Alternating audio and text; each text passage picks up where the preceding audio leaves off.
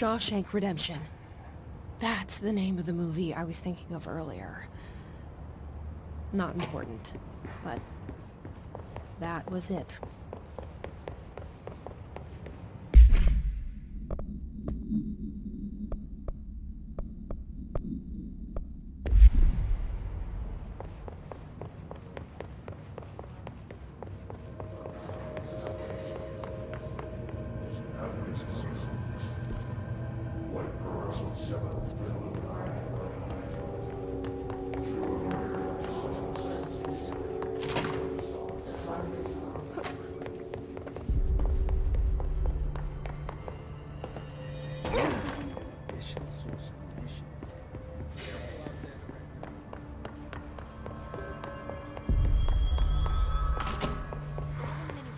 In the Ocean View Motel. Could survivors be hiding inside? It's possible. I remember a report about a similar incident from '84. The Bureau lost contact with a whole department during a house shift. The department head was found in the motel 2 years later. His arm stuck in the vending machine. Make a note to send in a search party when possible.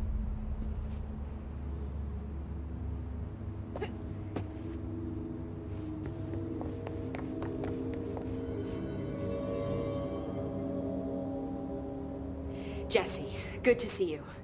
We've got Dylan situated in his containment cell like you asked. I've got medical staff running tests as we speak, and I'd be happy to walk you through the details later. Other than that, what's next? With the slide projector turned off, the hiss are shut out, but we're stuck with the ones already here. We can't lift the lockdown until they're all eradicated. If any hiss ever got out, that would be the end of everything. Well, eliminating them all will take time. Look, I'll do what I can on my end, but my research is progressing slower than I'd like. I think I can help with that. I am making you the head of research, effective immediately. I want you to use everything the Bureau has, every resource, every confidential scrap of data, and find a way to keep the hiss out for good. That's... really? I mean, yes, I can certainly... Yes! Yes, I accept. You'll do great. Besides, I didn't really have anyone else lined up. I'm honored, Jesse, really. Thank you.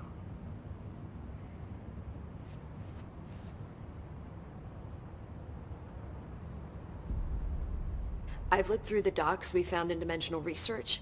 That slide projector is extremely powerful. You were right to shut it down.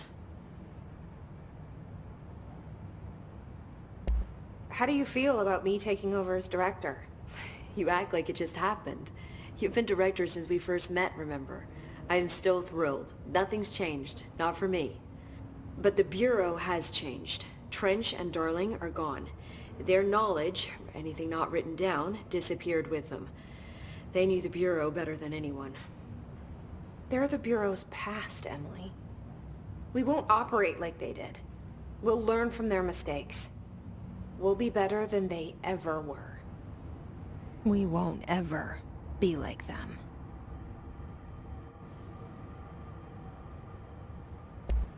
When the hiss got into my head, I saw some weird things. I think Darling even spoke to me. Does that make any sense to you? Well, empirically, no, but phantom voices as well as hallucinatory states are not uncommon here. And considering the forces that Dr. Darling was working with, he could have been transferred to a different plane of consciousness, physically or otherwise. And that doesn't upset you? Oh, very. And the fact that he hid those forces from me, it's infuriating. But Darling's dream was always to look beyond our reality. This time he may have taken a step too far, but as long as his consciousness can perceive his surroundings, I'm sure he's loving it. Maybe Darling was just trying to protect you from the darker side of his work. Fuck that. I'm not a child. Like, don't just assume I'm going to consider something morally repugnant. Which it all was. Which it all was, of course. How was Dylan? The same. I can't detect any hiss activity, but his physiology has certainly been altered by it. And I can't tell if his brain activity is genuine or simply the aftermath of the hiss, like spasms. Dylan could wake up tomorrow for all I know. I really can't say. Then I just have to wait for him. That's fair. He waited a long time for me. Don't worry. We'll be monitoring him round the clock. If he wakes up, we'll be ready. I don't mean that in a hostile way, just... well, you know. I hear you. My brother isn't exactly popular around here. I hope one day he'll have the chance to change that. So, there was a moment after Hedron died that I couldn't feel my powers. The hiss got into my head. Just for a moment. So that explains the HRA outage. Before we knew what was happening, the hiss had us. They were in my head. I saw terrible things. I mean, I was about to go under forever when the hiss was pushed back. The HRAs had come back on. Dylan vanished afterwards, and we fought off the hiss that came after him. So if Hedron's death knocked out the HRAs, that means there must be a new local source for them to relay, which I'm guessing must be... me. You. Hedron is dead, assuming that word even applies to a resonant-based life form. But whatever it awakened in you, the power you call Polaris, is still active. Or at least, that's what my instruments are telling me. I don't think we're ever gonna understand all of this. And I'm okay with that. I'm just glad you're here with me. That's good to know. Thanks, Emily.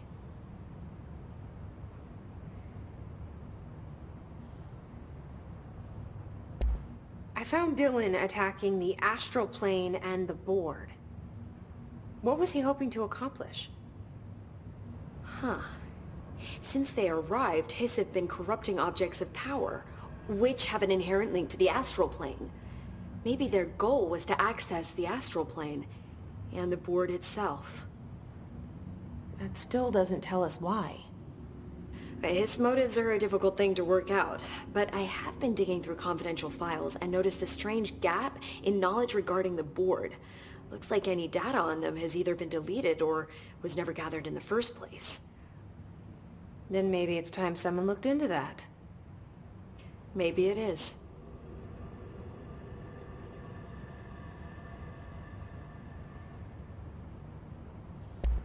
Well, I've got a bureau to run.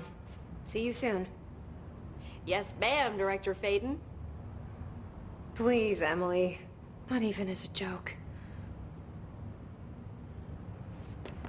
Who moved my waveform? Sorry. Gotta be methodical. Clean out every last hiss with one thorough sweep.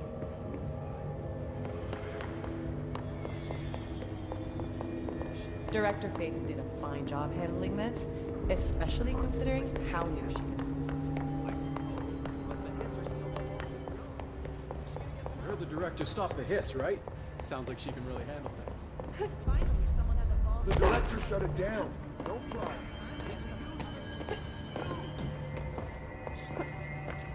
Everything's good here, director. If we were listening. I told you 100 times to stop with the conspiracy horseshit.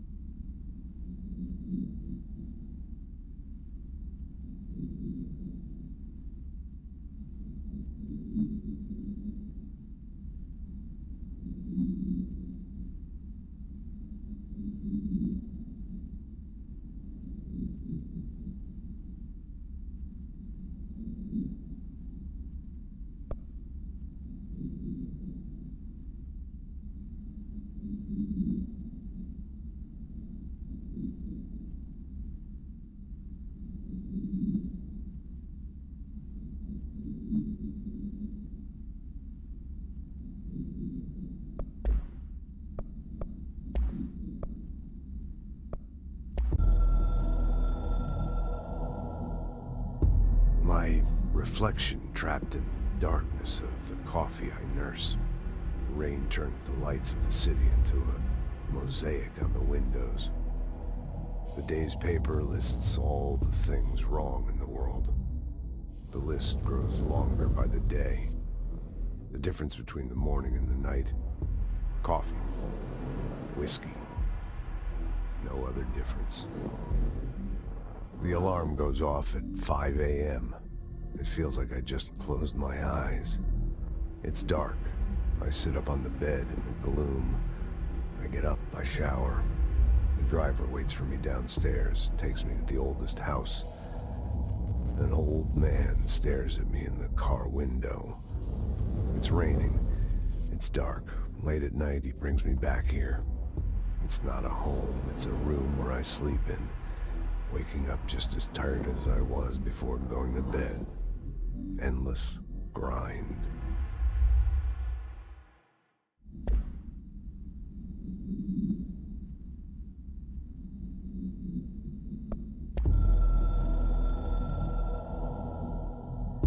We used the slide projector. I led the expeditions into Slidescape 36. They told me not to go. The director should not put himself in danger.